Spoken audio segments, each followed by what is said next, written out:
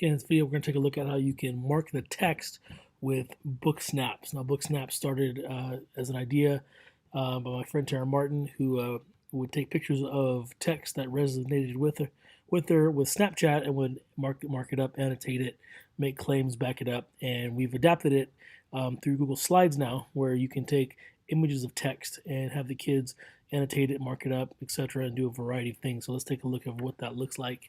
So we start off with a Google Slides presentation, and what I like to do is change my layout to blank, and then I'm going to go find the text that I want. So usually I like to pull the text from a PDF.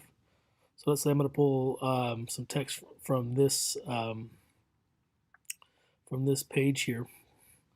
So what I'm going to do, let's say we're going to go ahead and I'm going to take a screenshot, and you can do a screenshot a variety of ways on your computer. If you're on a Mac, you would hit Command-Shift-4. If you're on a PC, you can use the snipping tool and do the same thing. So I just took a screenshot just of that little piece of text there that I want. Let's say I would want the kids to read and maybe ask a text-dependent question, circle the text, underline it, have them express their opinion somehow. So then I would click on the back over here, and I'm going to go to the upload from computer, so to insert this image that's now on my computer. So that's on my desktop. I know the screenshot's right here, and I have that piece of text here on here. So I'm going to move it up to, I like to go to the left corner and make it about that size. I have all the space to play with here. Have kids annotate and mark it up. So one way to do it, I like to do text-dependent questions. You can have them color-code it. So I'll create a text box over here for their instructions. Let's say in blue. Okay, and I'll ask a question. So we'll start off with an easy one. We'll say here, let's see, what technology brought the world closer together? Okay, so the idea is that they're going to use blue to circle the answer here in the text. Okay, another idea here for this is to ask a question that not only do they have to type their answer, they can also circle where they would find it as well. So what I would do here, start another text box right about here, and I may just ask a question here. So for example, we could say something like like this. Let's see, we'll say, what style of music was influenced greatly by African Americans? In this case, I may want to have them type their answer as well as circle the evidence in the text. So I would put here, draw a shape here. I'm going to put a place where they can double click and they can type their answer. I like to put the word answer in here. And I like to use an arrow, so just to kind of make sure they know where to put their answer. That usually helps right there. Let me add here to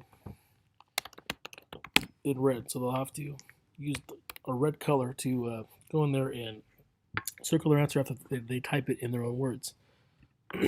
Another feature you can add here is to get them to maybe think empathetically. So what I like to do is, I call this a emoji bonus question. So I like to call it. So let's say copy and paste an emoji that oops, spell check there, that represents, let's see, how people felt when listening to jazz. Again, I would put an arrow where I'd want them to, I want kids to copy and paste it, so right there. So here we have one that's just a text-edited question, circle the answer. Here's where they have to write it in their own words and then circle where they found the information. And then here's where they would copy and paste an emoji. So now that's kind of the setup from the teacher. And now let's take a look how, if I'm a student, I am going to be looking here, say in blue, what color brought the world closer together. So I need to use blue. So I'm going to use my line tool over here. I'll go to the little arrow over here, select line, and come to scribble. What I'm going to do, I'm going to circle where I would find the answer to that question, what technology brought the world closer together. So I know that that answer is right here, so I'm going to use the scribble tool and circle that sentence that answers that question. So once I've drawn my line, now I'm not done yet. I need to change the color here. Choose blue, and I tell students let's make it thicker, use a size 4. So now it's plainly obvious where that answer is. Okay. So the next one there says in red, what style of music was influenced greatly by African Americans? And the first time you do this, you may have to put the instruction in there that they need to put the answer in their own words in the box and then circle where they found it. So if I'm a student, I'm going to double click in here and try to answer this question. So again, what style of music was greatly influenced by African Americans? I would say the answer in a complete sentence in your own words. Jazz was a style of music greatly influenced by African Americans. Okay, my own words, and it says here to use red to circle where I found evidence. So I'm going to go back to my scribble tool, and I know that this would be these couple sentences here.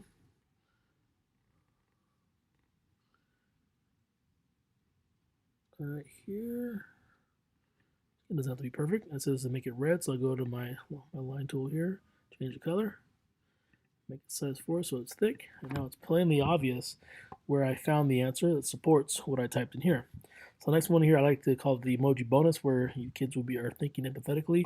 So this is where the kid's going to have to probably open a new tab and do a search for an emoji that represents how people felt when listening to jazz. So I'm thinking, okay, so I'm thinking of a party emoji. It makes them feel good, makes them have fun based off of what they've read here. So I'm going to open a new tab.